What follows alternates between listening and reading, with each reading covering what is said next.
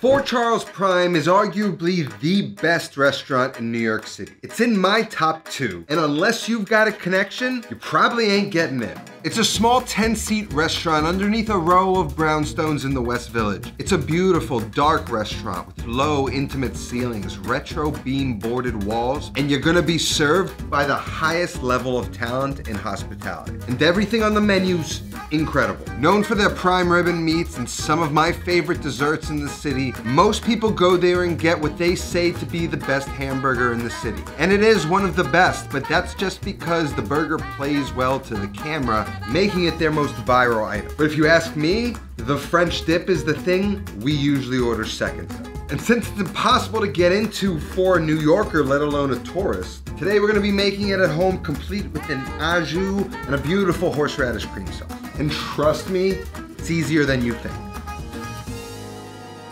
And it starts with our mini prime rib, or in my case, a tomahawk ribeye. Now, Fort Charles obviously is known for their prime rib, and that's what they use for this sandwich, but you don't have to splurge here. You can use like a top round, an eye of beef, center of beef, but we're going to splurge today. And there's also a reason for the bone, but you'll have to watch the whole video to find out. Now, this is about 2.5 pound ribeye, and I started this the day before, actually. If you've got time, take it, season all sides of the beef thoroughly. This is about a 3 to 4 inch thick ribeye, so you're not gonna oversalt it. We let that rest in the fridge overnight. That salt has absorbed, and now it's ready to go. And if you notice, usually there's a fat cap running around the rib cap of the ribeye. I just trimmed all of that. Just like we would a brisket, we're trimming it for eventually slicing it, and we're having that in mind. And underneath all that fat is sinew, so by removing that, when we go to slice this thin, we're not gonna get any chewy, unpleasant bits. It's gonna be beautiful, tender ribeye or prime rib. The rest is very simple. We're just gonna take some onions and garlic. I'm gonna chop it fairly small. We're just gonna roast the prime rib on top of this. Cut the tops and the bottoms off the onions, peel the skin, and what we wanna do is just kind of cut them into flat pieces, and then just break them up and just spread them out.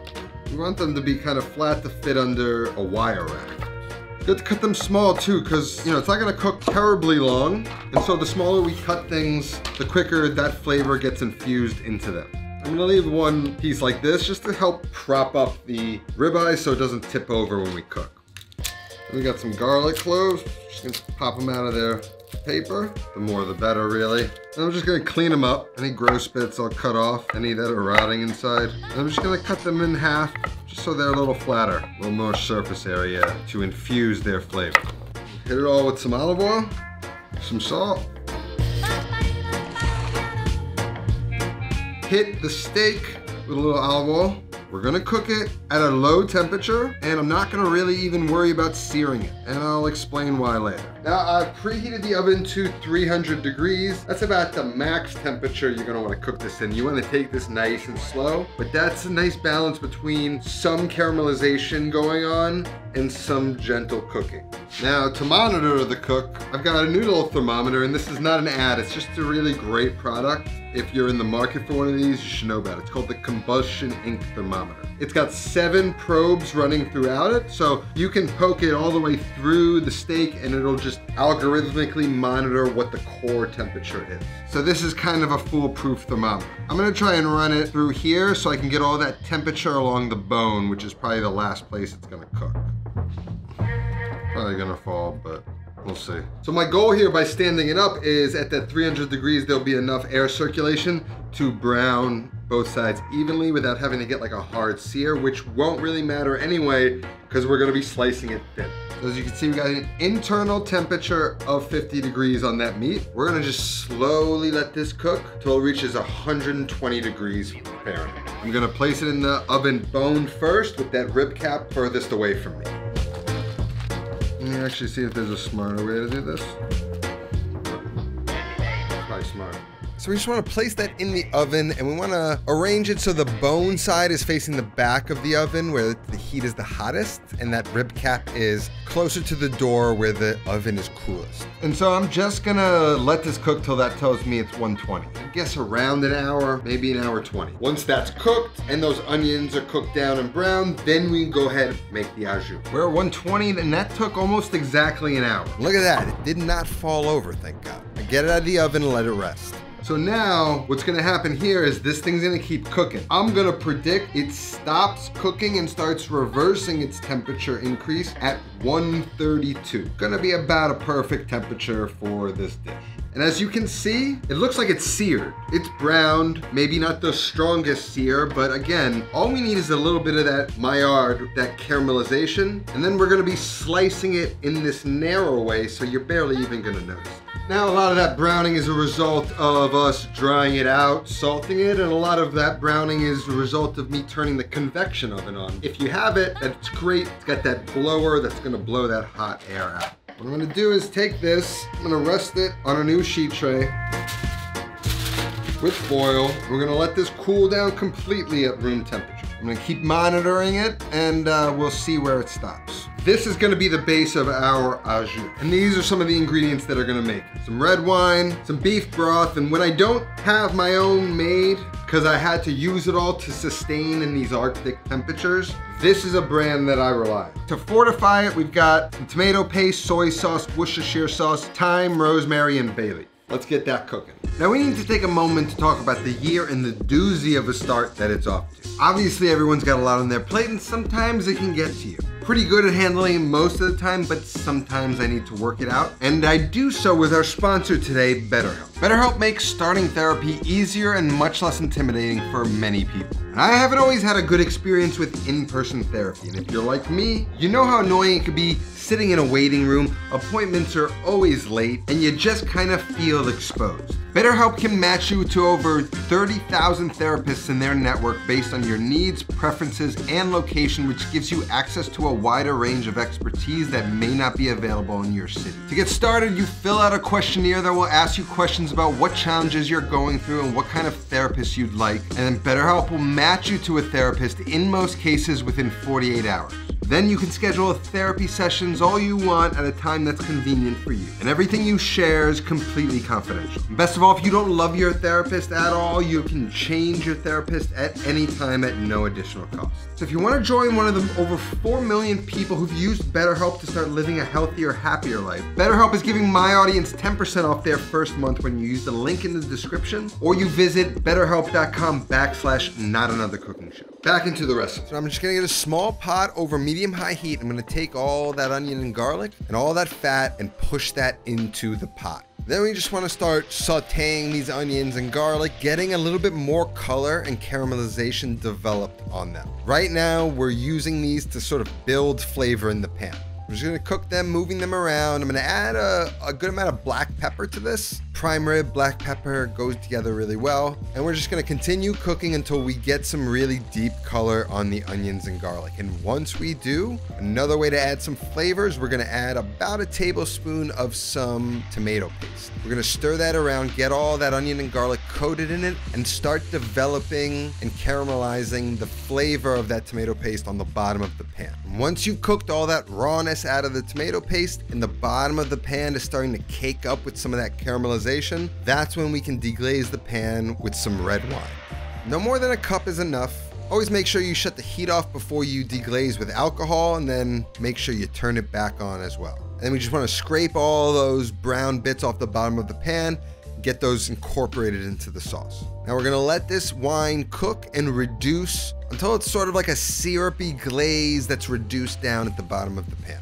Once that wine is nice and reduced, we're gonna add a few more levels of flavor in the form of about a tablespoon of some Worcestershire sauce, along with another tablespoon of soy sauce. Then we can go ahead and take our beef broth, about 2 cups, 2-3 cups of it, get that stirred in, and then go ahead and drop in our bay leaf and our rosemary and thyme. Now we just want to bring that sauce up to a boil, drop it down to a simmer until it reduces by maybe 25%. We don't want it to get too thick. We still want it to be very jus consistency, but we do want to develop some of that flavor. And while I've been doing all that, that steak has been carryover cooking. See? I told you, not my first rodeo. So that's basically stopped at 132. That's kind of like a perfect medium rare. And so what we're gonna do is allow this to cool down completely, and then we're gonna cover it, put it in the fridge overnight. Steve, why'd you get a beautiful piece of meat like this and cook it this way? Well, imagine you got this piece of meat and you didn't eat all of it, and you wrapped it up and put it in the fridge. You do a little prep that night, the next day you have a grade A French dip sandwich made from prime rib. It's all good. See, now it's starting to come down. We're just gonna do that till it gets to like 100 degrees. Now, while our jus cooks, we can prepare our horseradish cream. We're gonna start with about a half cup sour cream, followed by a quarter cup of mayo, so about half that amount. About a teaspoon of Dijon, a little acidity, a little more acidity, some white vinegar, about a capful, maybe less. Then of course, our prepared horseradish. You got it fresh? Go ahead. I'm gonna do about 1, 2, and then some salt. You want this nice and punchy, cut through all that fat. This should not be loose. This is the consistency you want. You may not like horseradish, but trust me, we go with it. We use it for this for a reason. I'm just gonna wrap this up, throw it in the fridge. Again, we're making this sandwich tomorrow, so I wanna have everything prepared. One final thing to kind of chop up, Fort Charles kind of dices some cherry peppers up and peppers it throughout the sandwich. It's a really nice touch. In fact, maybe I'll pour a little bit of this into my jus. So I'm just gonna pull out some green ones, some red ones, and we're just gonna dice it up. Basically plays the role of like a jardiniere in an Italian beef sandwich. Pour a little bit of that juice in there just so it doesn't dry out. That's ready to go into the fridge. Steak's cooling down. We're just looking for the au jus to reduce by half, thicken slightly, concentrate in flavor a little bit, and then we can go ahead and strain it out. Now our au jus's been cooking for about 40 minutes, maybe an hour. It's slightly reduced, and we've kind of extracted all there is to give out of the onions and garlic. That's why we cut them rather small. Now we can just strain all of that into a separate bowl and then take the onions and garlic and just press as much of the juice as we can out of that. So get as much flavor in that jus as possible. So we got our au jus, we're gonna rest that overnight. Our steak, now we're at 100 degrees. Now if you're curious why we got a tomahawk and how we're gonna slice it, we're gonna have to wait until I wake up in the morning. So we'll be back tomorrow. So it's the next day, and could you do this all in one day? Of course, but I'm extra, and I'm showing you how to be extra in case you wanna be. You could take some roast beef or whatever, slice it up, make a French dip, that'll be great. You could take some cheaper top round, roast that off, turn that into roast beef, use that as well. But we're making the Fort Charles prime rib, and it's exceptional, and I imagine, like I said earlier, they take their leftover prime rib and make tomorrow's French dip with it. Kind of gets you thinking about how to operate in a kitchen by doing this way, or however way you want to do it. Now, one of the reasons we got the tomahawk is so that I've got the handle to use on my mandolin. So first, let's dial in our mandolin. We want it thin, but like a deli slice of roast beef, you know? I'm gonna do my best to try and avoid the fat whenever I can. Let's give it a couple tests. That's a nice thickness. It's not paper thin, but it's also not thick. I'm gonna go around and start just shaving that rib cap until I get to the fat. And with the bone, it's just kind of really easy and safe to maneuver it. And see how you can get some real nice shavings? Beautiful. Now we've got all this fat, and I just wanna remove the fat in between the eye of the ribeye and that rib cap. So now I have my meat exposed. Go ahead and keep on shaving. I'm not worried at all that I'm gonna cut my hand. With the bone, it's pretty safe. And then I got my cut-proof glove on, so nothing to really worry about. And you see, just got some beautifully cooked roast beef. Then eventually you start hitting the bone. So you can kind of just carve it away. You can gnaw on that. I'm just gonna set that off to the side. This is probably enough for 2 sandwiches. Easy, pain-free, perfectly cooked. Just gonna remove the extra fat because that's not really gonna render in the jus. So see that little sinew piece in there? That's the kind of stuff you don't want. So now we've got our sliced prime rib. We've got our horseradish cream, cherry peppers, our au jus, our Swiss cheese, and then we got a nice fresh roll. Now, if you live in New York City and you wanna really mimic this, you can go get a roll from Parisi Bakery, which I believe is where Fort Charles would get it from. But a roll like this is good. Something that's not like super soft, but is also spongy, but it'll hold up, you know? Easy to bite through. We're just gonna get our jus into a small pot.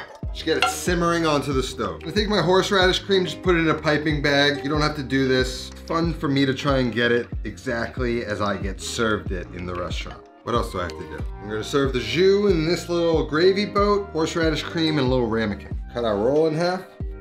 Got some Swiss cheese here, pretty thick, so I'm just gonna rip them in half and put a layer on each piece of bread. And we can head on over to the stove, wrap this up. Like I said, it's a quick lunch. We can throw it together real quick. Drop that prime rib into jus, warm it up. While we do that, we'll melt the cheese. So first off, I'm gonna get that cheese melting. Just pop that into a toaster and cook it until the cheese is nice and melty and bubbly. Now our au jus is simmering. All we gotta do is drop the beef in to warm it back up. We don't wanna really cook it. We're just looking to introduce some heat back into the beef. I kinda wanna keep a little bit of that blushiness in there if I can.